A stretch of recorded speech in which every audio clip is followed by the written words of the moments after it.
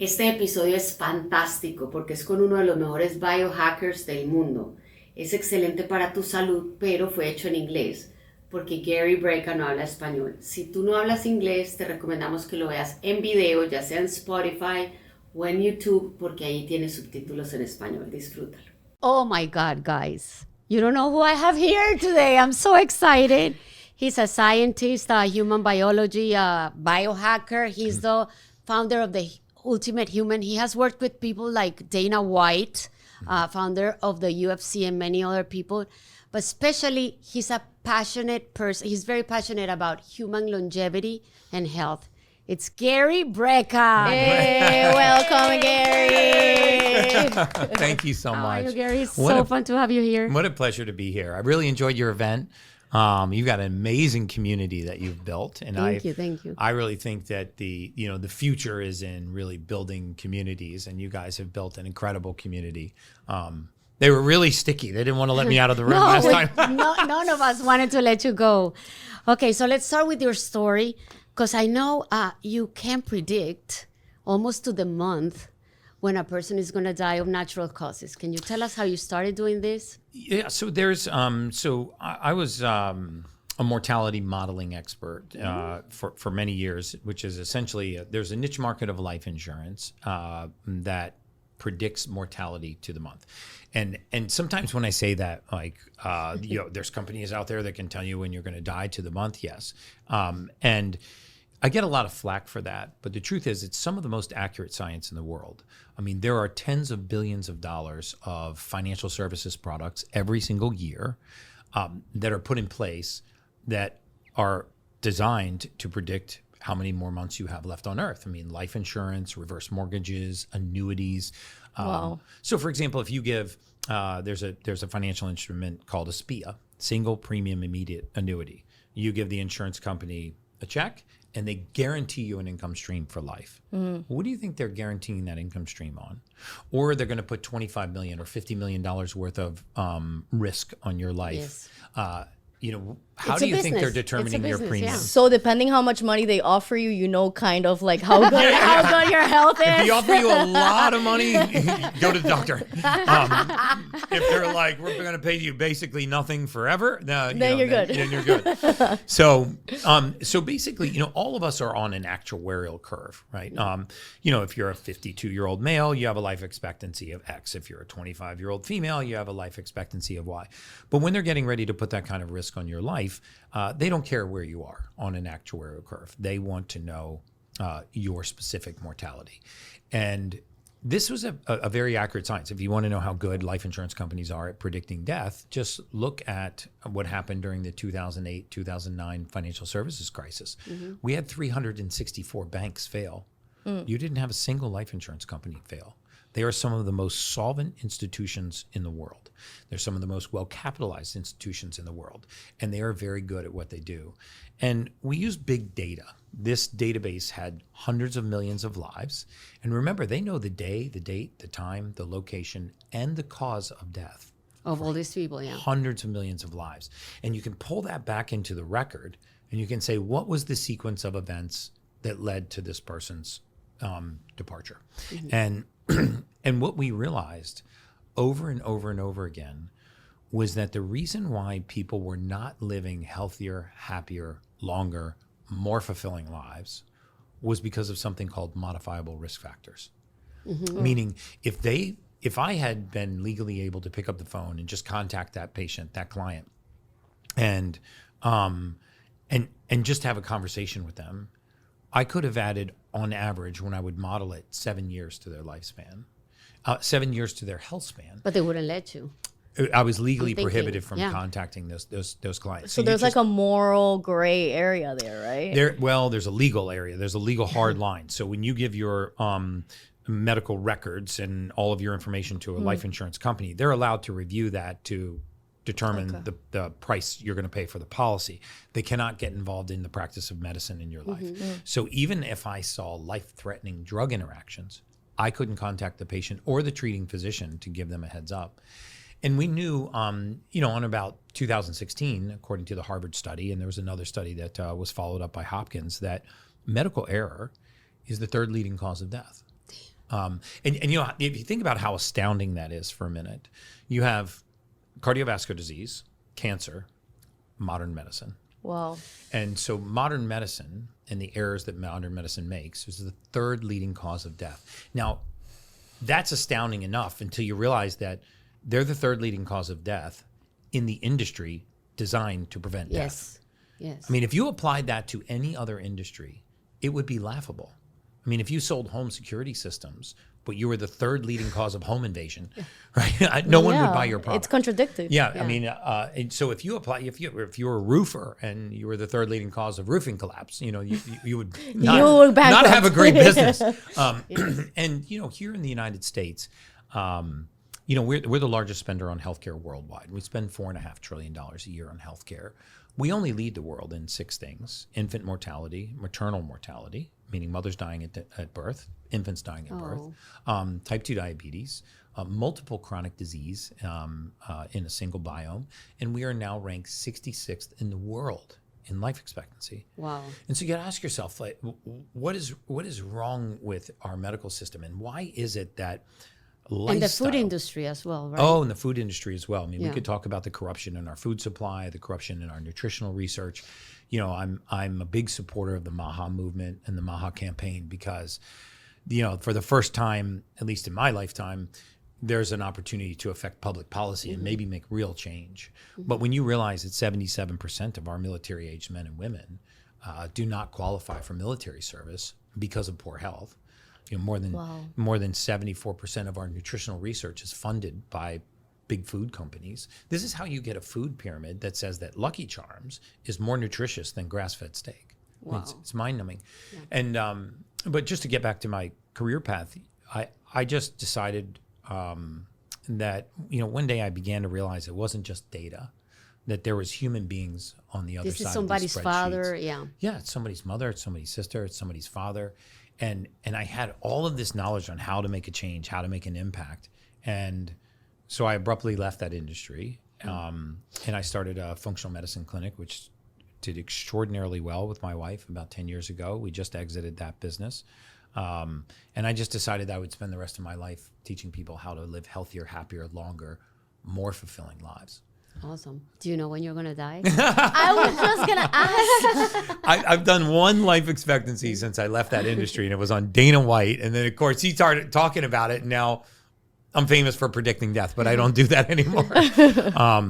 You know, I prefer to teach people how to live healthier, happier, longer lives, because the truth is, we are not as sick. We are not as diseased. We are not as pathological as we've been led to believe. We are nutrient deficient. You see, we believe this in plant physiology. If anyone listening to this podcast had a leaf rotting in a palm tree and in their yard, and they called a true arborist, a true botanist out to their house, they wouldn't touch the leaf, right? They would core test the soil. And they would say, you know what, Margarita, there's no nitrogen in the soil. And they would add nitrogen to the soil and the leaf would heal. Human beings are no different. When you deprive the human body of certain raw material, you get the expression of disease. And yet, we've been lied to very often that because you have high blood pressure, and your uncle had high blood pressure, and your grandfather had high blood pressure, and your mom's brother had high blood pressure, you have genetically inherited hypertension. You have familial hypertension.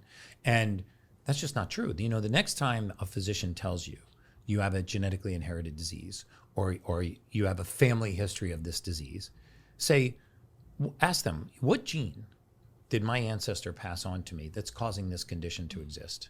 What gene did they give me? If I have high blood pressure because my father has it, what gene did he pass to me? If I want to know, there is no gene. There is no such gene. And so, if we've mapped the entire human genome, we know every gene in the human body. If there was a gene for these specific conditions, we would know. Now, I'm not saying that there is no case where genetic deficiencies lead to disease, but the reason why the majority of diagnosis is what we call idiopathic. So, for example, people that have high blood pressure, everybody listening to this podcast either knows somebody who has high blood pressure or has high blood pressure. There's no question. If you ask them, what kind of hypertension do you have? they're going to say, oh, I was diagnosed with something called idiopathic hypertension. I was diagnosed with high blood pressure of an unknown origin. That's what idiopathic means? Idiopathic means, it should be idiopathic. But It's kind of like the motherfucker gene. yeah, it's like the motherfucker gene. Oh, you can say motherfucker on this podcast? Yeah. Sure. Oh, awesome. You can say All right, we're going to whatever have a you lot want. of fun. And so my point is that once I get you to accept that you have a genetically inherited disease, I can get you to subscribe to a lifetime of medication. Very, very rarely do we pass disease from generation to generation. What we pass from generation to generation is the inability for the body to refine a raw material, which causes a deficiency, which leads to that disease. I have a question. And that deficiency can Is there a psychology component here that like, oh, my dad had cancer and my grandmother had cancer, so I believe I have cancer and therefore I get it? There's a psychological component, but there's also an environmental component. Right. Right. So, when you're raised in a certain household and you develop certain habits and you have certain nutrient deficiencies, you follow the pathology of your ancestors. But the truth is that when we're not passing disease from generation to generation, we're passing deficiency from generation to generation. So I'll give you a perfect example. And habits also, right? And habits and lifestyle habits. It's like nurture versus nature. Yeah. I love this new term, lifestyle medicine. Right. Because lifestyle medicine, you'll never go into your doctor's office and have them tell you, I'm pre-diabetic. And he says, listen, we're going to put you on a 10-week keto diet reset. No. You're going to do 10,000 steps a day. What's your sleep like? What time do you go to bed? Do you have a morning routine? What's your oral care routine like? None of those questions. They go, well, your hemoglobin A1C is 5.6. At 5.7, you're pre-diabetic. When you get to 6.0, we'll get you on insulin, metformin, and a glucophage to control your insulin level rather than removing the habits that have led to you becoming diabetic. And this is so true in so many cases. When the body is deprived of certain raw materials, I'll give you a perfect example. Vitamin D3, which I would argue is the most important nutrient in the human body. It's the only vitamin that human beings make on our own. So when God made us, and I do believe that we were made by God, when God made us, He designed us to be able to make one vitamin. If I was to test your blood right now, there would be hundreds of vitamins in both of your bloodstream. Your body's only capable of making one. Is that the one the sun gives us? The vitamin D3. We make it from sunlight and cholesterol. Amazing. And so what happens when you become deficient in vitamin D3? Because we've been taught to fear the sun. The truth is, sun is not our enemy. I mean, if you actually were to look at a chart of the parabolic rise in skin cancer, it would be superimposable with the parabolic use of sunscreen. Wow. The more sunscreen we've used, the faster the acceleration of skin cancer. Since 2018, 23 brands of sunscreen have been pulled from the market for directly causing cancer. And yet, we are taught to fear the sun. And they tell you to apply the sunscreen so that you don't get cancer. Yeah, so you don't get cancer. So that's just crazy. In fact, I should have done that before the podcast. But I'll in the show notes, I'll show you the comparison between parabolic rises in skin cancer with the parabolic use of sunscreen. And so the issue is not the sun. All right, the issue is very often the sunscreens and the chemicals that we're putting on our body. We think of the skin as a barrier. It's not a barrier, it's a gateway. And so when we reduce the amount of sun that we get, we lower our vitamin D3. This is where the term, in the wintertime, hey, put your jacket on, don't go outside, you'll catch a cold. Mm-hmm. There's actually no such thing as catching a cold. Yeah. There are less viruses, pathogens, bacteria outside in cold weather than there are in hot weather. Right. We should tell you to be careful catching a cold when it's 80 degrees out, if that's the case. Yeah. But when it's cold outside, we're like, don't go outside, you'll catch a cold. Why do we associate cold weather with getting sick? Because when it gets cold, there's no sun. That's why you get depressed, winter sick, blues. And overweight. Seasonal affective disorder is a very real thing. Light regulates our cortisol patterns. So what happens if you become deficient in vitamin D3? Well, eventually what happens is you will, and I used to see this all the time in the medical record, hundreds of times. I would see that a client was deficient in vitamin D3 for years and years and years. And then they begin to have rheumatoid arthritis-like symptoms. Now, you don't have rheumatoid arthritis, but when you get out of bed in the morning, the soles of your feet and your ankles are really, really sore when you walk to the bathroom to take your first pee. It moves to your knees and your hips and your low back. And then you're like checking. and then eventually it's hard to make a really tight fist, like your knuckles hurt. And if you tell that sequence of events to the wrong physician, they will say, you know what, Marguerite, Sophia, you've got rheumatoid arthritis. I'm going to write, don't worry, I'm going to write you a prescription for a corticosteroid. You're going to start taking this and all the pain's going to go away. Well, the problem is you have a deficiency in D3. And we would see this in the medical record. Now you're on a corticosteroid. Now, very often they do this. They will diagnose you with this without doing any blood work, any SED rates, or what's called RA factors, rheumatoid factors. And now you're on a corticosteroid. We knew from our big data analysis that once you started taking a corticosteroid, you had 6 years and 1 day until you were having a joint replacement. Because corticosteroids they're anti-inflammatory, but then they eat the joint like a termite. And so it was so accurate that if you were a 60-year-old woman and I saw that you were misdiagnosed with rheumatoid arthritis and started taking the prescribed corticosteroid, I would artificially advance your age 6 years and 1 day. I would schedule the joint replacement for you, and then I would begin to reduce what's called your ambulatory profile, how well you ambulate, how well you walk. And as I reduce your mobility, I could bring in all of the diseases that exacerbate with reduced mobility. And now what happened was more pills. That's crazy. You succumbed to a disease that you never should have had because of a surgery that wasn't required, because of a medication that was unnecessary, because of a diagnosis that didn't exist, because you had a nutrient deficiency. And so that's one example, and I could give you hundreds of examples. You know, there's people listening to this podcast right now that are suffering from attention deficit disorder or severe anxiety, and no one has ever told them what that is. If you put 100 people in a room that suffer daily from anxiety, and you said, what is anxiety? What have you been told anxiety is? They will tell you, it's kind of a fear of the future. It's a sensation of impending doom. It's this sensation of fear, sometimes without the presence of a fear. Sometimes my heart rate increases. Sometimes I get sweaty. I get nervous. So those shortness of breath. All shortness of breath. Those are all the characteristics of anxiety. But if you ask somebody that suffers from anxiety these 3 questions, I can show you that it's a nutrient deficiency. Number 1, you say, have you had anxiety on and off throughout your entire lifetime? Yes. They'll say yes.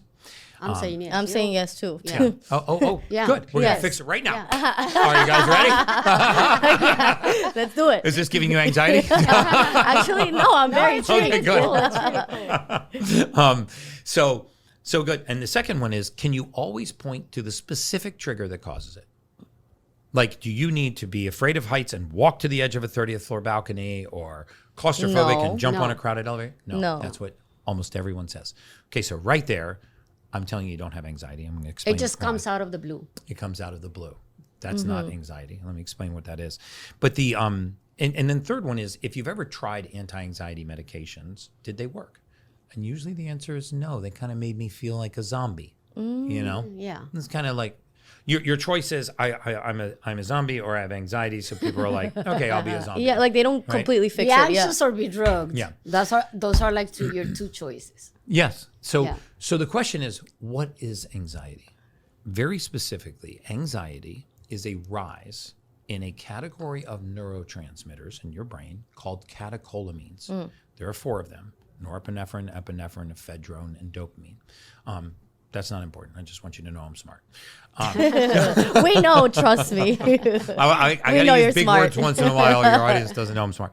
No, so these 4 neurotransmitters are the same neurotransmitters that come out in a fight or flight response. So if you walked outside this door and somebody was standing outside with a knife right in your face, you would immediately, your pupils would dilate, your heart rate would increase, your extremities would flood with blood.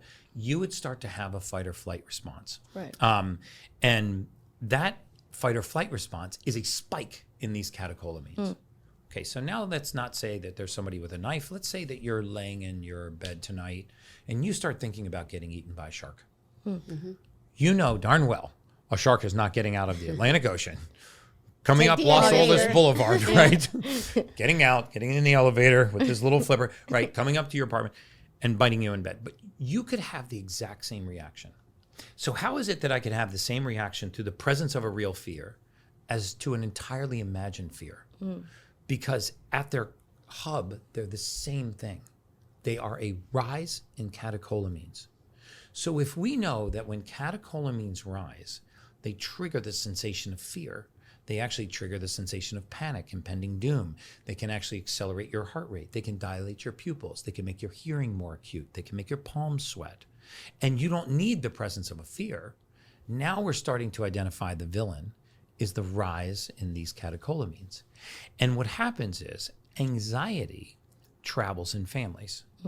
You don't inherit anxiety from your ancestor. You inherit a deficiency in the raw material that your body needs to break down catecholamines. And very specifically, those are a complex of B vitamins, a very specific form of B12 called methylcobalamin, and a very, very important nutrient in the human body that 44% of the world's population is deficient in or has a gene mutation and cannot create, called methylfolate.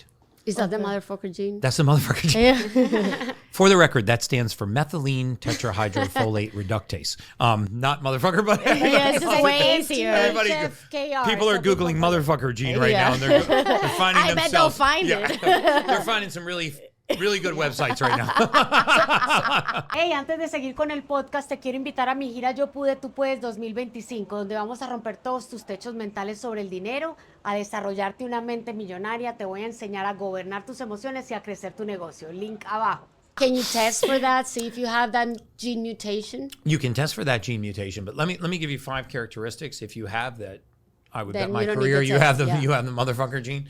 Not just if you're a motherfucker. So anxiousness and anxiety, classic outcomes of MTHFR.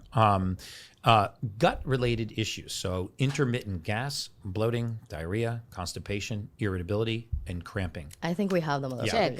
I have never once in hundreds of thousands of clients that have come through our clinic system, not once have I ever met someone who suffers from severe anxiety that does not also suffer from gut issues. Not once. They're related. They're absolutely related, and we should talk about how to fix those because, and the reason why they're related is because they're related to the same deficiency. They're not the same disease. They're the same deficiency that expresses itself as a disease. So think about the hub of a wheel, bicycle wheel, with all of these spokes, right? So you have all of these conditions. I have poor sleep. I have ruminating thoughts. Like I already know that when you guys lay down to go to sleep at night, your environment quiets, your mind Well, that wakes happens up. to me. I go to sleep, but my mind doesn't. Yes. She brights up. She lights up. It's really funny. She lights up, and I'll tell you exactly what she thinks about. She thinks about the most innocuous little nonsense. Like, did I get everything on my grocery list today? It's like, should I have a Thanksgiving Day party with clean dishes? Did I return an email? Did I do that post on Instagram?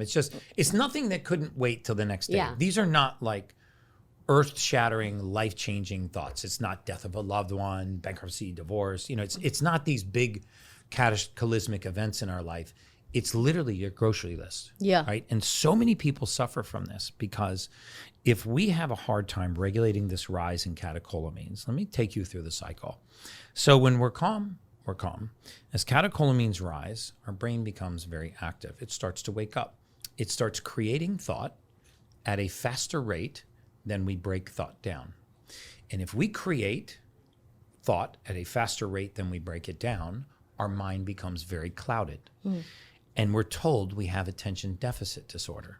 Very often people that suffer from anxiety are also told Were you they told have... that? at some Yeah, point? as a kid. Yeah. There you go. Yeah. So, and attention deficit disorder is not an attention deficit at all. It's an attention overload disorder.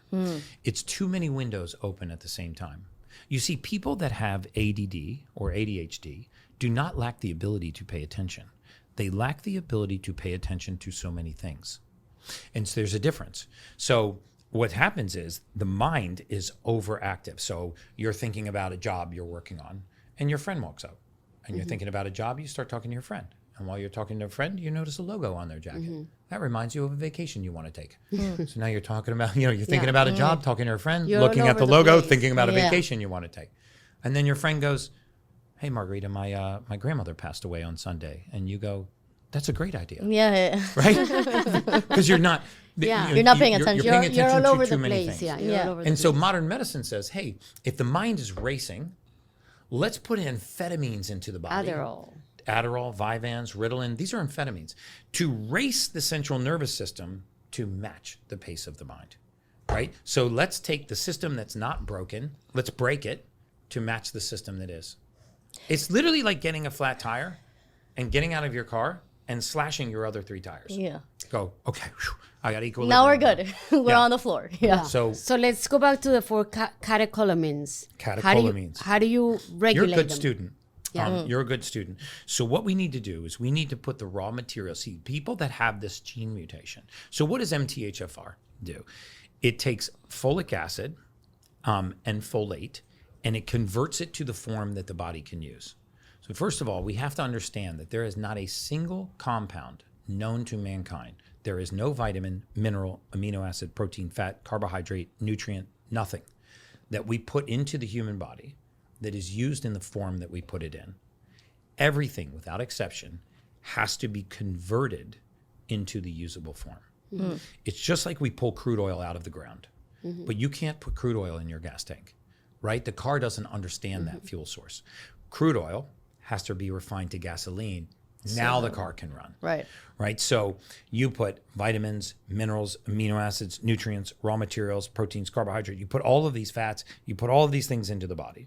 Now the body has to take those and convert them into what it can use. Right.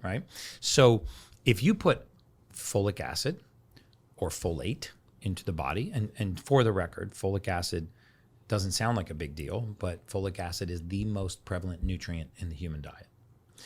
So, and for the record, folic acid is also an entirely man-made chemical. You cannot find folic acid anywhere in Mother Nature. It does not occur naturally anywhere on the surface of the earth. We make it in a laboratory. In the United States, by law, we are required to spray all flour, all bread, all pasta, all cereals, all grains of any kind with folic acid. But so do we need it? We do not need it. I'm going to tell you what we need. Okay. We don't need folic acid. We need folate, Folate. and we need the body to convert that to methylfolate. Okay. If you can't make this conversion, you have to supplement with methylfolate. So if your body can't convert this raw material, you have a deficiency in methylfolate. What does methylfolate do? Methylfolate helps to down-regulate catecholamines. Methylfolate is responsible for the peristaltic activity in the gut. So remember, there's no pressure behind our gut. So it's not like the heart, right? It's not like our veins and our arteries where the heart is pumping blood. Our intestinal tract is a 30-foot long tube. We put contents on this conveyor belt at one end when they exit the stomach, and it travels along this conveyor belt and it exits the rectum. That conveyor belt is moved by an activity like vasomotion called peristalsis, same way you swallow a piece of chicken, right? Well, that is highly dependent on methylfolate. So let me just, for everybody that's Not a scientist. not a scientist. So if you have a gene mutation, that's the MTHFR gene that we call the motherfucker because it's easier. You have that gene mutation, you do not convert folate into methylfolate. Right. And then And then you 4 guys are gonna race. Yes, and so think about the history of what we've done since we chemically began to produce folic acid.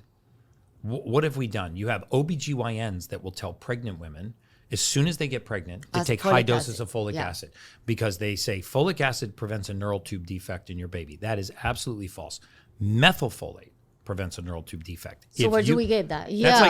That's like saying put crude oil in your gas tank. Yeah. If you can't convert the crude oil to gasoline, it will never run your car. If you can't convert the folic acid to methylfolate, it will never prevent a neural tube defect. If pregnant women took methylfolate, they would not only prevent a neural tube defect, they would very often prevent postpartum depression. Oh, damn. Why does most postpartum depression in pregnant women start when they begin the prenatal vitamin, because the high dose of folic acid they cannot convert, and they go crazy. You give high doses of folic acid to somebody with the MTHFR gene mutation, they will go nuts. This is where 85% of postpartum depression comes from. Eventually, when a pregnant woman's pregnancy is over and they stop taking the prenatal vitamin, the symptoms go away. So they blame it on the pregnancy, not on the vitamin. Oh. And so if you are pregnant and you're listening to this, don't take folic acid, take a prenatal with methylfolate. Where do we get methylfolate? A good one. So there are lots of great manufacturers that make these. You want to write this word down, methylated. You want to take a methylated multivitamin. This is a multivitamin that assumes your body can't convert everything. Yeah. It's all gasoline and no crude oil. Okay. Right? Because the majority of vitamins are crude oil. It's like a assuming you bioavailable can convert form. them to gasoline. And if Does that make sense? you have the motherfucker, you can't convert them. Therefore, You just find any excuse in the world to say motherfucker. So just get it out. Just let it go. So, I mean, come on. that's funny. It's okay. I just Therapy really session. want to understand. So if you have the gene, you can't convert it. So The, you the mutation. the of mutation, gene. you go straight to the already converted Go gasoline. to the raw material. To the raw material. Methylated multivitamin. Yeah. Yeah. Methylated multivitamin. And that has the B12 also that we need. It has the form of B12 that you need. There are forms of B12 that occur naturally in nature, and there are forms that we make in a laboratory that occur scantily in nature. One of them is called cyanocobalamin. It is a cyanide-based form of B12. So B12... Isn't cyanide a poison? No? yes, it is. Right. Yeah, it's a... That's how they Deadly kill people poison. in movies. Yeah. With cyanide. Yeah, that's how they kill people. in Cianuro. movies. That's how they kill them in real life, too. Cianuro. And that's how they kill in real life too. They do it in the movies and in real life. So imagine, using B12 is a metal, by the way. It's a light metal, right? Okay. Like zinc, magnesium. Most people don't realize that B12 is a vitamin, yes, but it's a light metal. It's a very necessary metal in the human body. It's the cobalt metal. When we put it in the body, it's called cobalamin, and what it's bound to gives it its name, methylcobalamin, for example. That means a methyl group bound to a metal, and that's the most bioavailable form. Your body needs this. What's happened over the last several decades especially is our soil has become so depleted in nutrients, raw materials, minerals. If our soil is depleted in minerals, that means what grows in them and what eats from them is depleted in those minerals and nutrients. So the nutrient density of our food has gotten to the point where we're actually missing vital nutrients in the human body. So for example, if you want to have strong, hard bones, people think you need lots of calcium. That's actually not true. Our bones are not made of calcium. Calcium combines with something called phosphorus. It forms something called hydroxyapatite, and that's what makes our bones and makes strong bones. Same thing our teeth are made out of. So if calcium forms with hydroxyapatite to make, or phosphorus to form hydroxyapatite to make strong bones, what else is needed? You need 12 minerals. If you are deficient in any one of 12 minerals, you're going to have osteopenia or osteoporosis. And what's the doctor going to do? Tell you to take calcium. Well, you can just go through all the nursing homes in the country and you will see hundreds of thousands of elderly men and elderly women that have osteoporosis or osteopenia, brittle bones. Taking calcium. They've been on calcium supplements for 25 years. And nothing Yeah. happens. It's not the answer. We are mineral deficient. We are nutrient deficient. So I tell people, my favorite biohack in the world, besides this that's in front of me, H2 tabs, is a mineral salt called Baja Gold sea salt, which I comes heard from you Mexico. talk about that, yeah. And the reason why I like the mineral salts is because these have all the trace minerals that the Baja body Gold needs. salt. Yeah, I mean, that's like a $10, $12 bag of that salt will last you 5 years. I mean, it's the cheapest biohack. When you wake up in the morning, take an 8-ounce glass of water, take a quarter to half a teaspoon of this mineral salt, put it in the water, stir it up, and whack it back. Hydrate and mineralize the body. Amazing. So, because when you're missing these certain minerals, the body doesn't function properly. You're Should we making me finish think- out the anxiety one? Did we finish anxiety? I don't think we did. Okay. Methylated vitamins would help. Methylated vitamins would help. So I want people that have anxiety that are listening to do an exercise for 7 days. This will change their life, which includes their children. Because when children have anxiety, if you think about what a complicated emotion that is, a 5-year-old cannot say, Mommy, I have the sensation of fear without the presence of a fear. I'm scared, but I know I shouldn't be afraid. I have nothing to be afraid of, but I still am scared. Like, they don't understand that. So they act out, right? I mean, when you're fearful, the next emotion is angry or outburst because you're scared. And so what do we feed our children first thing in the morning before they go to school, for example? Pop-Tarts, flour, bagels, Sugar, cereal. These are high doses of folic acid. So now you put this into one of their little bodies that can't process it. Now it's a full contact sport to get this kid in the car to go to school in the morning.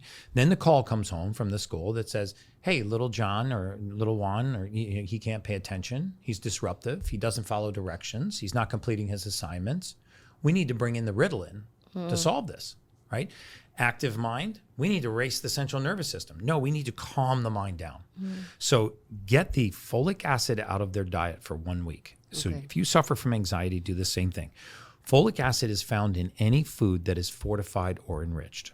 Okay. So we sort of lie to the public. We don't say sprayed with folic acid. We say fortified or enriched because it sounds great because you're walking down the cereal aisle and that box of cereal is not fortified and that one is. I grab that one's fortified. That one's enriched. If you read the back of any label, it will say enriched bleached white flour. Fortified whole wheat. Those are chemicals. That's chemical folic acid added to that product. Get the folic acid out of your life for a week. Take a complex of what's called a B complex, a methylated B complex, methylcobalamin, make sure it has that form of B12, and 1,000 micrograms, 1 milligram of methylfolate. Okay. And that will change your life. I just have one question. To get rid of all the folic acid, I have to get rid of all the white pastries, flour, white processed rice, stuff, bread, pasta, white cereals rice too. that are not organic, right? So all the organic versions of those, like the way that we used to make grains, the way that this is why when people travel from the U.S. to Italy, they're like, you can eat everything. I go to Italy, I have a fat bowl of pasta, I eat You're a basket of fine. bread And you with lose olive weight. oil, and I lose weight, and I feel great, it's amazing. and I'm regular. My bowel Yeah. movements are regular. I don't have anxiety, and then I come back to America, and I have a bowl of pasta and 2 slices of bread, and I horrible. feel sad, and my energy sucks out of me, and my gut is disrupted, and I'm bloated, and then I get constipation because this is sprayed with folic acid. They're also high in seed oils, but they're sprayed with the chemical folic acid. So let's get rid of processed carbohydrates for a week and take the vitamins that you explained. I'm gonna put them in the link also, so you know the protocol. You had a question about I just want to know. minerals. Yeah, how do you find out what nutrients you have a deficiency on? So you can do a blood test for it. Or you can do a genetic test for it. If you started a day by taking like a Baja Gold salt, and then you added your methylated multivitamins, you added methylcobalamin, methylfolate, and you actually got folic acid out of your diet. And for the record, getting fortified or enriched foods out of your diet doesn't mean you can't eat rice, can't eat pasta, can't eat cereals if you want to eat those things. Just eat the non-fortified, non-enriched version, right? So that you're not taking that chemical in. And I know it sounds crazy, but it really is that simple. And that alone, adding 5,000 IUs of vitamin D3 daily, so you don't get D3 deficient, because vitamin D3, it's such a necessary compound in our body. What are the symptoms of deficiency of vitamin D3? So what's really interesting is the symptoms of vitamin D3 deficiency are not the ones that drive you to the ER or take you to the urgent care. They're the ones that create long-term chronic conditions that we assume are consequences of aging. I'm just getting old, right? We feel that, well, when I get older, I just start wearing readers. When I get older, my low back hurts all the time. When I get older, I just don't sleep so well. I have ruminating thoughts. I've got a little weight gain, some water retention. I have poor focus. I have poor concentration. I have brain fog. I get a great idea in the bedroom. I walk to the kitchen. I wonder what the hell I'm doing in the kitchen. None of that is a consequence of aging. It is a consequence of missing raw material in the human body. God wants us to thrive. If you put the right raw materials in the human body, it will behave in ways you can't imagine. I have a question about the sun, though. So the sun gives you vitamin D. Can we fix these issues by going outside? You can fix this issue by going outside. The truth is, we are actually very photovoltaic beings, which means we actually charge like a battery from sunlight. And it's a hard concept for people to believe, but it is very true. We have gotten so far out of sync with the circadian cycle of the sun. We used to wake and sleep with the sun, right? The sun rose, we got up, we hunt, we fish, we built things, we roamed and traveled. When the sun set, we lay down and went to bed. Our circadian rhythm is very tied to light. So when light passes through your eyes in the morning, it helps raise cortisol, which is a waking hormone. It helps decrease melatonin. It helps to also, you'll see that adenosine is rising. It also has an effect on our mood, on our emotional state. If you follow me on Instagram, every morning I do breath work at first light. Yeah. So you guys probably know this. Yeah. And every morning I will post, I'm taking my morning antidepressant because I'm not actually taking every. I hope people know that. Sunbathing. Yeah, Sunbathing and doing breathing. Not even sunbathing, just going out, take your shirt off, look in the direction of the sun and let sunlight hit your skin. What's really interesting is in the first 45 to 60 minutes of the day, there's no UVA or UVB rays. So there's no damaging rays from the sun. It's only healthy, natural blue light. It helps make vitamin D3. It passes through your eyes. It resets your circadian cycle. I mean, if you have sleep issues, you have, besides going to bed at the same time and waking at the same time, for 7 days, just wake up in the morning, expose your skin to sunlight, look in the direction of the sun, allow the sunlight to hit your skin. Directly to the... Not at the sun, but in On the the direction direction. of the sun, Outside, yeah. right? You guys are on Key Biscayne. I actually look at Key Biscayne every morning. The sun beautifully rises right over where you live. Right. And I sit out on my balcony and I just, look like towards that bridge on Key Biscayne. The sun's over here. And this will naturally reset cortisol, melatonin, adenosine. It will elevate your mood, your emotional state. When light passes through our skin, a very, very, very special thing happens. Inside of our bodies, inside of our cells is a little organelle called the mitochondria. Okay, the mitochondria is the powerhouse of the cell. You are actually not powered by the food you eat or the air you breathe or the water you drink. You are powered by one energy source. It's called ATP. So when we actually eat, we truly are not eating to feed ourselves. Nothing that we eat can be used by a single cell in our body. The only reason why we eat is to feed our gut bacteria. That's the only reason why we eat. Our gut bacteria eat to feed us.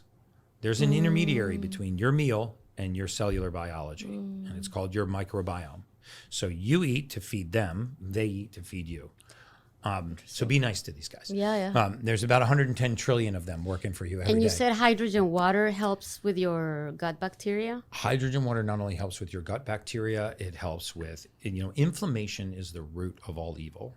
If you look at the majority of the genesis of chronic disease, cardiovascular disease, autoimmune disease, cancer, the majority of these pathological conditions, you will see that they have inflammation at their root.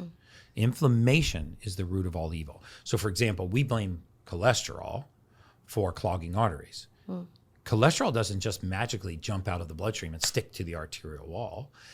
Cholesterol is called to the site of inflammation to put out the fire. Cholesterol is a fireman. It did not start the fire. So it's not it's not the bad guy. No, Cholesterol very is not the often bad what guy. we do is we blame the fireman for the fire. We there's a theory, modern medicine says, well, if we had less firemen, we'd have less fires, because every time there's a fire, the fireman shows up. But the truth is, the fireman was called there to put the fire out. Right. Cholesterol is the same way. Cholesterol is not a fuel source. The body can't use cholesterol for energy. Okay, so it's 85% of it is made by the liver. Cholesterol is a construction material. It is used to build cell walls, cell membranes, make every hormone in the human body. We use it to make vitamin D3. We make vitamin D3 from sunlight and cholesterol. So what happens? Our brain is more than 60% cholesterol. What happens when we push down our level of LDL cholesterol? We deprive the body of the raw material it needs to make cell walls, cell membranes, hormones, and vitamin D3. So why would we want to push that down? There is, and I will say this, zero link between elevated levels of LDL cholesterol on its own and cardiovascular disease. You have to have a corresponding increase in something called triglyceride. But let's back up for a second. So if I didn't have inflammation, damage to the arterial wall, if I didn't have a fire, the fireman wouldn't show up. We could be in this podcast studio all day. A fireman's not going to come through that door. If we start a fire in here and the fire alarm goes off, he's going to show up. Okay, he was called here. Cholesterol is the same way. When there's damage and inflammation, it will be called to that site. Because it's at the scene of the crime does not mean that it pulled the trigger. And so we bought that little bottle that you carry everywhere. I'm going to show you with hydrogen. I'm going to show you why I think this is. Okay, and then tell us about that. And do you mind if I link the studies to this? No, go ahead. Because for those people that are science spirit animals, they might not even believe what I'm going to say. We love everything you do. Yeah, but the lightest element in the universe is hydrogen. It's also the most abundant element in the universe. The majority of your cellular makeup is hydrogen. It's harmless to human beings.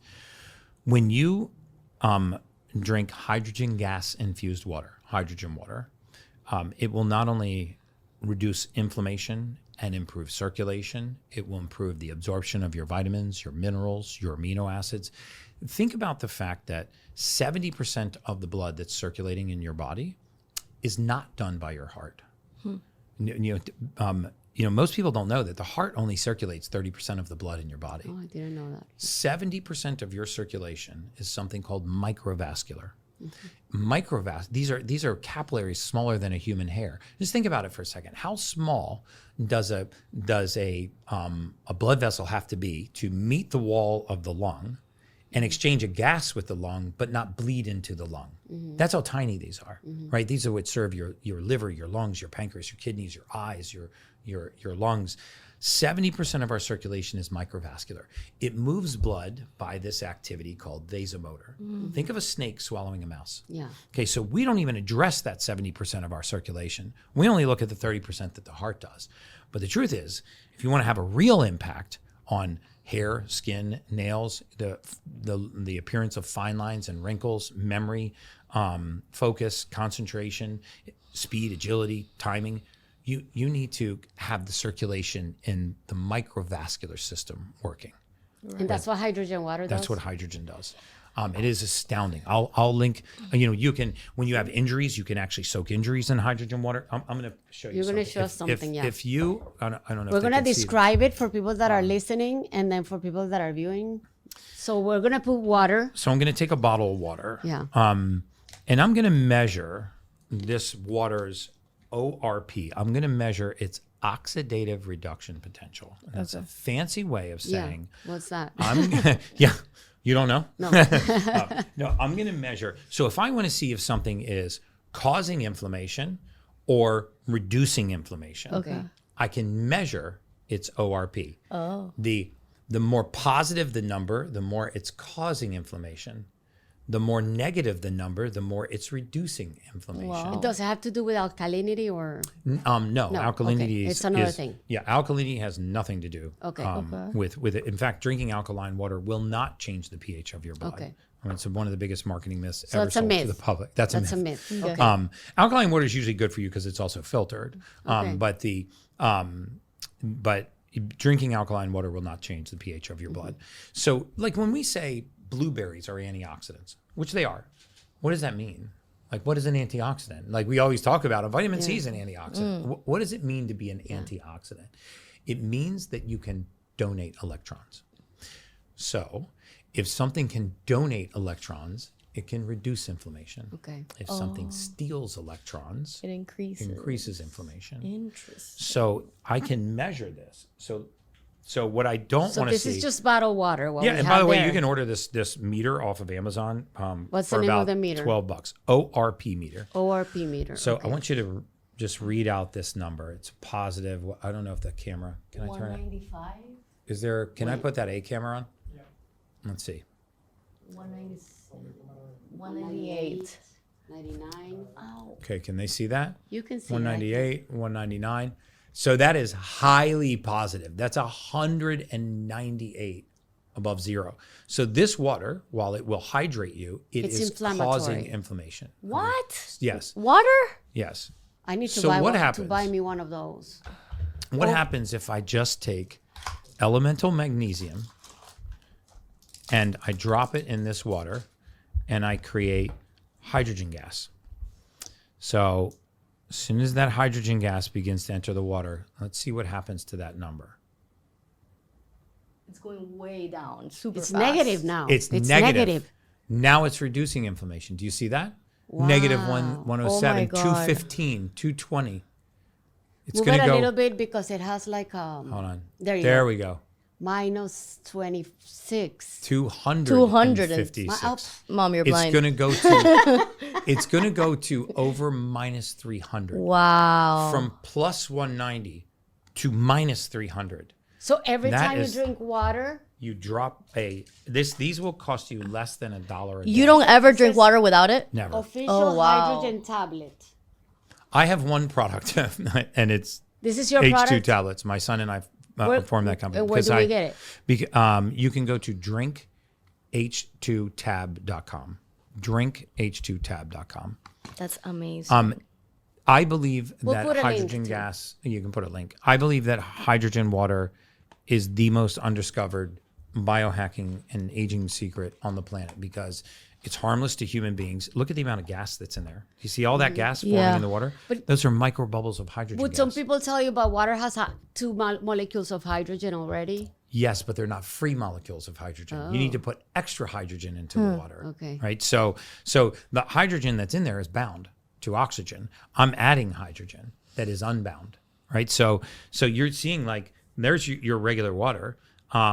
It's filling with gas. So if I drink that water, it's going to go right through my esophagus, through my stomach wall. It's want it. gonna, yeah, drink that. I'm gonna drink it. If you have a Drink headache, it. Yeah. just put I get Two headaches of- every day. Okay, that's usually a sodium deficiency. We should talk about headaches. But take 2 of these hydrogen tablets, drop them in water, and just drink it back as soon as it is done dissolving. It takes about 50 seconds to dissolve. I used to be a big promoter, and I'm still a big believer in the hydrogen bottles. The challenge is that those are $275 to Yeah, $300. they're expensive. I got a lot of flack from my community. Like people are like, I can't afford $300 for this hydrogen bottle. So I found a patent holder that patented taking elemental magnesium and compressing it into a tablet that creates hydrogen gas. When you put that into water, it creates 12 part per million hydrogen gas, hydrogen water, versus 2 or 3 part per million for most of these bottles. And it's less than $1 a day. I'm telling you, my 2 favorite hacks are the sea salt and hydrogen. So I love it. Baja Gold salt and the H2 tab. H2 tab. So I have another question. Yeah, As a biohacker, they tell us to do, I don't know if you specifically, but biohackers say that saunas are anti-inflammatory. What do you Yes. think about that? Oh, it's so true. So, sauna is our natural detoxification pathway. So Right. we have several ways that we can eliminate waste from the human body. We convert cellular waste through a process called transsulfuration and glutathione pathways into something the body can eliminate.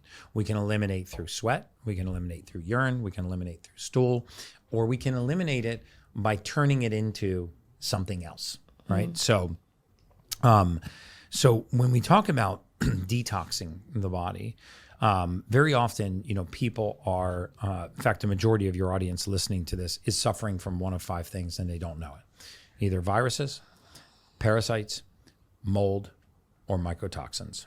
Mold, mycotoxins, virus, parasites, and heavy metals. These kinds of things get into the human body. Unless we specifically test for them, we don't know we have them. They cause symptoms that are very strange when we go see our doctor that don't show up on a normal lab report. So you go into your doctor and you're like, man, I got headaches all the time. I get recurrent sore throats. I have crushing fatigue some days. I literally just feel like I can't get out of bed. Lately, my mood has been very flat. I'm just mood numb. I can't get excited about things. I just went on a vacation to a place that I love the most with my family that I adore, my husband that I love. I've always wanted to go here, and I just couldn't get excited about it. And these are things that we find acceptable. It's like living your life, at a 5 out of 10. Yes. Or at like a C+. You're just, okay. And we don't know. Yeah. Because and that has become our normal. yeah, because this becomes your normal. And so what happens when viruses, parasites, heavy metals, mold, mycotoxin, which, by the way, Miami is one of the mold capitals of the world. I know. Unfortunately, we won the mold lottery here. Yeah. And very few physicians will test for this. And so these things go unnoticed. So sauna is one of the best ways to activate your natural detoxification pathway. Another one is to take glutathione, which is the most prevalent antioxidant in the human body. We actually make glutathione in our liver. Every single cell in your body, every single one, contains glutathione. Do you believe in IVs with glutathione? I do believe in IVs with glutathione when you need a boost. But you can take glutathione in a liposomal form. You can take it in a transdermal form. There's one called Gluteryl, Gluteryl, that you can actually spray on your skin and rub it right through your skin. It helps you detoxify. It helps you to naturally detoxify. Nice. If you are detoxifying from anything, if you're doing a parasite cleanse, a juice cleanse, a water cleanse, if you're doing a fast, you want to be activating your natural detox pathways. There is nothing worse than detoxifying a compound from your tissues and dumping it into your blood and not helping your body eliminate it. So sauna is amazing for you for detoxification. How many times a week should we do it? 20 minutes 3 times a week would be where the therapeutic dosages are. Nice. Sauna is one of those that's actually dose dependent. The more often, the better. So if you did it 6 days a week or 7 days a week, even better. You want to make sure that you're staying hydrated, that you take like a Baja Gold salt or another mineral salt to make sure that you don't become electrolyte deficient. But the more you sweat, the healthier you are, full stop. I mean, so sweating is one of the reasons why intense exercise is so good for you. And you feel so amazing. You've actually cleaned your blood. Right? You skyrocketed your endorphins, your dopamine's high, runner's high, and you're literally cleaner from a cellular level after exercise than when you started. I met people that they do Ozempic for reducing inflammation. Or Mounjaro. Or Mounjaro. What do you think about Ozempic and Mounjaro? Yeah, so Ozempic is something called semaglutide. Mounjaro is something called tirzepatide. There's a little bit of a difference between the two. One's a GLP-1, one's a GLP-1, and something called a GDP. So if we just back up for a second and talk about what they are, right? So GLP-1 is a hormone that we produce in the gut. It's actually a natural hormone. We make it. And we make it in response to nutrient density. It is our satiety hormone. So in other words, it tells you that you're full. Right. So if you set 5 avocados on this table and peeled off the skin, you would not be able to eat your way through 5 avocados. Why? Because they're so nutrient dense and so satiating, your GLP-1 would skyrocket and it would tell you you are full, you are stuffed, stop eating. Even if you had the room in your stomach for 5 avocados, you're not going to. You couldn't eat 5 ribeyes. Right? No. They're so nutrient dense, you would be satiated. You could eat 5 bowls of cereal very easily. Oh, for sure. Yeah. Right? Been there. Popcorn. Yeah. You could eat 5 bowls of Skittles. You could eat an entire bag of Oreos. So our brain. It's because they don't have nutrients then. Nutrient density. Your brain is saying, I didn't get the nutrients I need. I'm So not keep releasing eating. GLP-1. Keep eating. That's so interesting. Yes. So if we talk about why most of us need GLP-1, it's because we're not eating whole foods. Oh, right? wow. So the question should be not, do I need to lose weight? The question you should ask is, why am I fat? Sorry, that's sounding super insensitive. Usually it's because you've been bathing your cellular biology in a toxic soup. So if we don't, I'm actually a fan of the GLP-1s. But before I say why I'm a fan of them and how I would be a fan of using them, I want to say that morbidly obese, type 2 diabetics, I mean, these can be literally life-saving. So let's call a spade a spade. But they've become vanity drugs, and they've become vanity prescriptions now. And the truth is, we should be asking ourselves, why am I heavy? Am I heavy because I'm overeating, because I'm eating a highly processed diet? I mean, if you look at the blue zones all over the world and you say, what's the diet that people are eating that are living the longest? There is no No? Natural There's no stuff. answer to that. Oh, no? Yes, you're getting exactly Like to my point. mangoes off the tree and Yeah, stuff? if you go to Sardinia, one of the highest carbohydrate consumptions in the world, one of the longest life expectancies. If you go to Singapore, you have one of the longest life expectancies in the world, the highest meat consumption per capita. Then you go to the Mediterranean, one of the longest life expectancies, very high in oils, very high in fatty fish.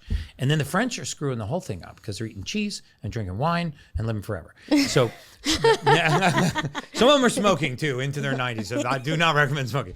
But so the point is, it's not keto, paleo, pescatarian, vegan, vegetarian, raw food, carnivore. It's not the dogmatic diets. Mm-hmm. What's the theme of all of those diets? They're natural All stuff. whole foods. Whole foods. They are all whole foods. Unprocessed, right? There's none of the blue zones had highly processed diets. All of the United States is a highly processed diet. Right. This is why we were ranked 66th in the world in life expectancy, beneath some sub-Saharan South African nations that don't have clean water and sanitation. Wow. We are micro-poisoning ourselves to death. Wow. And so, so back to GLP-1s. The more nutrient-dense the food, the more GLP-1 we secrete, And the less hungry you are. and the less hungry. What you are the superfoods you recommend? So superfoods, I mean, a lot of people are going to disagree with this, but I would say meat, fish, eggs, avocados, olive oils, coconut oils, grass-fed butters, microgreens if you're going to eat greens, because these are very nutrient-dense, very satiating foods. People have a tendency to be grazers. They have a tendency to eat highly processed diets that don't stimulate GLP-1. There have been many studies on this, and the less GLP-1 you secrete, the hungrier you get faster. So we overeat in calories because the body is craving nutrients. The brain is like, oh, I don't have what I need. Let me tell you something. The brain is like the little Kim Jong-un of dictators. It's nasty. It's like the honey badger. It doesn't give a shit. It sits up there and it takes everything for itself. So I have a question there. If I get a methylated multivitamin, would I be less hungry because I have more nutrients? If you get a methylated multivitamin, you hydrate, you take hydrogen water, you're going to start to restore your gut motility. Yeah. That's the first thing. If you don't wake up every morning and have a bowel movement within the first hour of the day, that's something you need to get into check. That's something I noticed when I started taking hydrogen water. I got better motility. Yeah. And better like mental clarity. Oh, instant. And I mean, you will instantly be, that's the drop in information leading to the increase in mental clarity. Right. So if you want to improve your focus, your concentration, your short-term recall, put hydrogen gas into the human body. Awesome. Drink hydrogen water. I really think, if I think of other biohacking habits, sure, $100,000 light bed would be amazing. Right. But $1 a day hydrogen tablet and 15 cents a day or 10 cents a day, that's great. Mineral salt will change your life. So will an $8 sleep mask. Right. So there are some things that we can do that cost little to nothing. Well, what's the sleep mask? So I have a challenge with sleeping. Oh, you do? Okay, so falling asleep. Once I fall asleep, but it takes I don't know. It's hard for me. Yeah, the reason why you don't fall asleep is because your mind is awake. So we talked about this. So there's so I would love for you to start taking magnesium at night before bed. There's a specific product I use. It's not my product. It's by BioOptimizers. It's called Magnesium Breakthrough, and they have another powder called Sleep Breakthrough. And I'm not saying that's the only one. You can look online for supplements that have magnesium threonate, but this has all 7 forms of magnesium. And essentially, what it does is help to quiet the mind. And so, if you ask most people listening to this podcast, what do you do to go to sleep? What's your sleep routine? They'll go, I get in bed. I go, what time do you get in bed? Grab the phone. Whenever I'm done. Let me tell you something. Sleep is our human superpower. That is our absolute superpower. The better you sleep, the better you perform, the better you eliminate waste, the better your cells repair, detoxify, regenerate, the more sharper your mind, the better you perform athletically. Because there's some magic that happens during sleep that doesn't happen any other time of the day. When you start disrupting sleep in women that are premenopausal, you will find that they have hormone disruption, estrogen dominance, they have elevated levels of cortisol. Sometimes they can even become pre-diabetic from lack of sleep. And that sounds astounding, but it's very true. So what are the things that happen during sleep that are so important? I mean, everybody sort of knows sleep's important, but if you ask them why, so there are two particular phases of sleep, REM and deep sleep. When you get into deep sleep, this is when a very specific waste elimination process in your brain starts. We have the lymphatic system in the body. And everybody knows that because your lymph nodes swell when you get a sore throat. Sometimes you get sore lymph nodes under your arms or in your groin. Okay, so we have a lymphatic system that eliminates waste in our body. In the brain, it's called the glymphatic system, and it eliminates waste from the brain. So the glymphatic system is only active during deep sleep. So if you're not getting deep sleep, your brain is not detoxifying, repairing, regenerating, eliminate waste. So if you want to eliminate waste from your brain, you get deep sleep. If you want to improve your learning and your retention, you take the conscious thoughts from your day and you stack them with your subconscious at night. That learned behavior happens during REM sleep. That's so This interesting. is when we build our memory. We take all the things that happen to us during the day, we marry them with our subconscious, and now I sat in a lecture and the professor taught a bunch of things up on the board.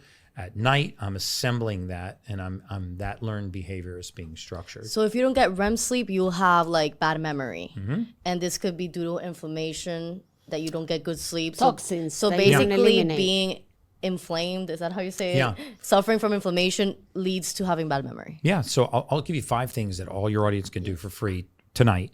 Amazing. Change the course of their sleep. So first of all, sleep is the thing that is bullied in our schedule most of us. It's like the stepchild. We push it around in our schedule. Like I schedule all of my meetings and travel around sleep and exercise. Full stop. Amazing. So I prioritize sleep, not meetings, not travel. And so for the next 7 nights, I want you to pick a time that you can reliably go to bed. Let's say it's 10 p.m. I want you to set an alarm for 15 minutes before that, because consistency in bedtime is one of the most important things. We are circadian creatures. We are creatures of habit. The more consistent we are, the better we function. So set an alarm for 9:45 at night. At 9:45 at night, I want you to do something called a contrast shower. Get into the shower, warm water, turn around, run the water as hot as you can on the back of your neck for like a minute or two, then step out of that stream of water. Most people are not going to like this. Turn it as cold as the water will go. Step back into that stream of water for 30 seconds and just deal with it. Just deal with it. And then turn the water off and dry off. Get out of the shower. This is going to break the catecholamine cycle in your brain. Oh, nice. I love cold showers. Wait, that's Yes. at night? At night. I'm only talking 30-second cold shower. Yeah. So Right. hot on the back of your spine. And then Step out of the water stream. Turn it cold. Step back in. And you like, go. Take a big deep breath. Go. So excited, Yeah. Gary. I hate the podcast. I'm never going to watch him again. Pasos, specials. And get out, right? and suffer for 30 seconds. Deal with it. Dry off. And then I want you to do 4 more things. I want you to surgically remove the light from your room. yes. Okay? Like your life depends on it. If you have a fire alarm, stick a piece of black tape over the light. Yes. If you have an alarm clock, throw a shirt over top of it. Try to stitch your curtains together. Make it pitch black. Pitch black if you can. Cool the room down to about 69 degrees Fahrenheit. Colder than you think. Yes. Okay? If you're going to be on your phone at night, switch to the red light setting on your screen. You can go into your settings and you can actually set the red light. Yeah, if you click it 3 times, there you go. Yeah. So switch it to red light. Get yourself a sleep mask. You can order them for, I don't know, $8 or $9 on Amazon. Don't get the ones with the strap. Get the ones that are a full soft sleep mask. Go right over top of your ears and make sure that you surgically remove all the light. Why? Because light causes cortisol to rise in our brain. So the mask is to make it darker. Make it darker. You want it as dark as possible. Okay. If you're one of those people that doesn't like to sleep in a dark room, then leave the nightlight on, but use a sleep mask. Yeah. Okay. So that if you wake up and, there are people that, my daughter's one of them, she can't sleep in a really dark room. It she just can freaks her trip. out. Yeah. You can put a nightlight on but use a sleep mask so that Right. you have to raise it. The blue light that comes from cell phones, the reason why they say don't be on your screen at night is because that directly stimulates cortisol. So you're telling the brain to wake up while you're trying to go to sleep. Yeah. Okay. And then I want you to lay in bed and I want you to do exactly this breathwork technique. I want you to take a long, slow inhale through your nose. Pause for 2 or 3 seconds and breathe out through a straw. The straw is very important. Sorry, did that make a lot of noise in the mic? That's good. While you're doing that, I literally want you to envision taking all the thoughts from your brain and breathing them into your lungs. Hold those thoughts there and breathe them out the straw.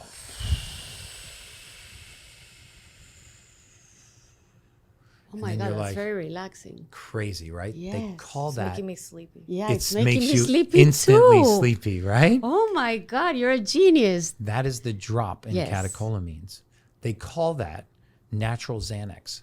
Oh, I Mimics like the that. effect of a Xanax. We like it. Just that. And so if you add the visualization to it, so it's like, did I get everything on my grocery list? What time do I have to take the kids to school? Put it in your Now they're all lungs. down here. Oh, that's so cool.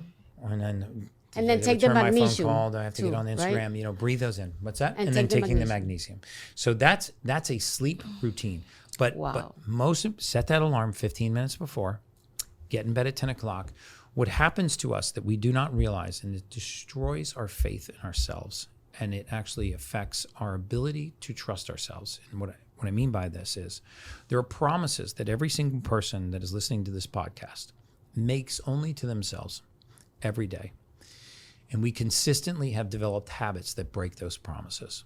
And I'm not talking about what you say to your spouse or your kids or your coworkers. I'm talking about you were waking up this morning, you were brushing your teeth. You're like, you know what? I really do need to be more consistent. I'm going to bed at 10 o'clock tonight. And then you go to bed at 11:30. And then the next day you tell yourself you're going to bed at 10 o'clock and you get in bed at 1 o'clock in the morning.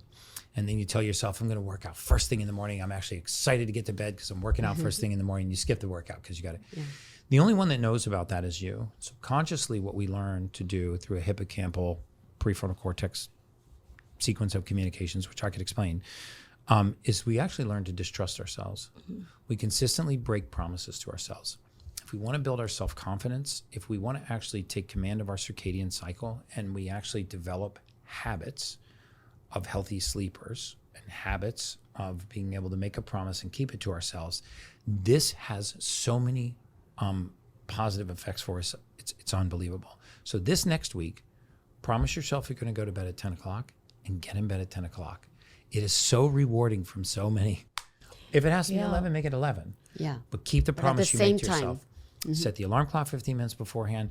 This is what I'm trying to teach the world. Is like most of what I teach is free. Like I've developed this VIP community that I'm committing the balance of my adult lifetime to building a community that I can teach and train and educate so they can go out and teach and train and educate the rest of the world. I'm going to give it to your listeners for free this month. Awesome. We'll use, what is it, Pasos? Pasos, Pasos. yes. Okay, so if they go to my website and they enter Pasos, if they go to theultimatehuman.com, sign up to be a VIP, and they just put that Pasos in. We're going to do live sessions, live Q&As for a few hours every month. And you get the first month free. They get a first month free. Yay, thank you, Gary. Thank Yeah, you. because I want to restore the faith in mankind and humanity. I want to restore people's belief in the ability for the body to heal itself, the power that this has over this, and show them that there's nearly nothing that you're facing that we can't address by putting the right raw material into the human body. It's such a magnificent machine when we really understand it. And people can't imagine that their autoimmune condition, their Hashimoto's, their Crohn's disease, their weight gain, their water retention, their brain fog, their poor sleep, their focus, their concentration, their lack of libido. Like, I still love my spouse, I'm still attracted to my spouse, but I have no libido. I don't get aroused. I have no sexual desire. Those are different things. You know, I mean, relationships are destroyed because people believe that love and attraction are the same thing as libido.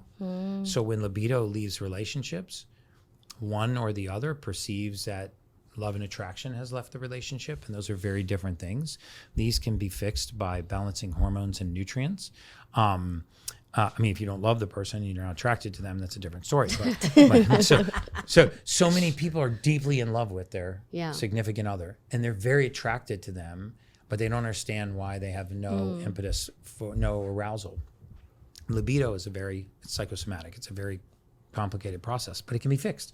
And so it's just amazing. Like, you put the love and libido back into a marriage, you just restore people's deep sleep. You get them doing a healthy morning routine.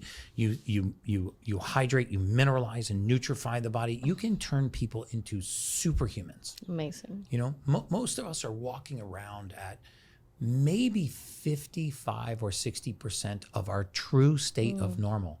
We've forgotten how good normal feels. Right. You know, people like 10 weeks after they're in my VIP course, they'll be like, oh my God, Gary, I feel amazing. I'm like, you don't feel amazing. You feel normal. You How feel normal. you should feel. That's how you're supposed to feel. Like, every day, you're supposed to have the libido of a tiger. You're supposed to sleep like a bear. You're supposed to, wake up and be clear and focused and alert. You're supposed to have the full range of emotions. God wants us to thrive. And if we just put the right raw materials into the human body, man, we thrive in ways we never thought. Gary, thank you so much. You're a genius. So welcome. I wanna close with one question. Do you think we're gonna be able to live to 200? If you are alive in 5 years, it will be your choice whether or not you want to live to 120 to 140. Wow. Right now, that's where the science is. Okay. Yeah. Thank you so much. Yeah, You're the look best. forward to working with your You're community. the best. Thank you. Thank you. Gary. You're welcome, guys. This was awesome.